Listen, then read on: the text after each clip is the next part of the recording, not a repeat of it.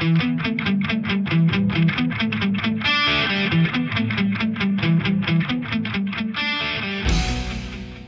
was very talented, right? She was a singer. She really, yeah, she wanted to be a singer. She had a very good job in the City of London in finance, and she wanted to be a singer. I sort of managed to find a small recording of her, and I think, people get in touch with me now and say, Joyce could have won what we have as the X Factor. You have American Idol, don't you? If Joyce was around today, she could have won it, and I think she was really someone so the opposite of who could have ever been forgotten. I think it's what makes the film so extraordinary, really, because it kind of, from something that could happen to somebody over there that isn't like you start to think, this could be one of my friends, this could be me.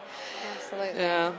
Yeah, I mean, it's just so hard to even comprehend that, somebody can lay, in that situation for 3 years without being discovered, and then when they are, the TV's still be on. It's like, I was thinking, my gosh, if I missed 3 months of paying my bills, I'd have people lined up. I'm like, so it was interesting because I was like, she must have had everything paid off, right? And you said no, she was in arrears, and it's why they eventually went into the flat, because she owed rent, But I think in some ways, it's one of those things where she kind of fell through the cracks, and somehow everything was overlooked. And I think kind of what I discovered in the end, I suppose, a kind of answer is that instead of people being worried about her and kind of wondering where she'd gone, I think people thought she was off having a better life than they were.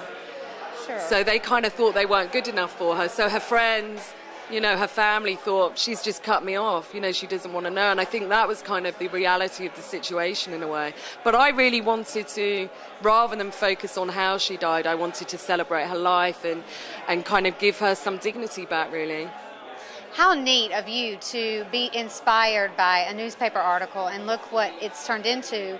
And not only that, look what you've done for this woman, this young woman who was only 30 years old and had such a tragic death. 38, yeah. And had 38 and had such a tragic death. And you've turned it into a story, and you've helped bring the best qualities in her life out to people who may not have known otherwise. And I think what's a real tribute to Joyce in a way is that people are seeing the film and feeling kind of uplifted. There's a lot of music in it. It's not, people don't feel depressed afterwards, and I mean maybe some people do, but I don't think it's a film that focuses on that. I think often people are leaving the film and phoning someone they know and making contact and thinking about their own life and what they could do to kind of let people know how they feel.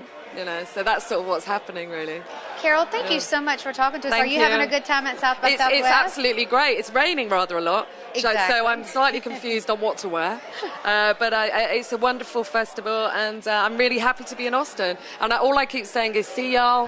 See y'all. That's all I know. See you all in Austin. See y'all. I know. We were talking the other day. Somebody's like, how do we say bye? And I'm like, bye, y'all. Yeah, bye, y'all. Okay, bye, y'all. Okay. Thank you so much, Carol. Lynn Maggio and Carol Morley here at the Jug New Lounge, South by Southwest Interactive. Bye, y'all. Bye, y'all. You see, you're judged by what you wear. Labels of identity.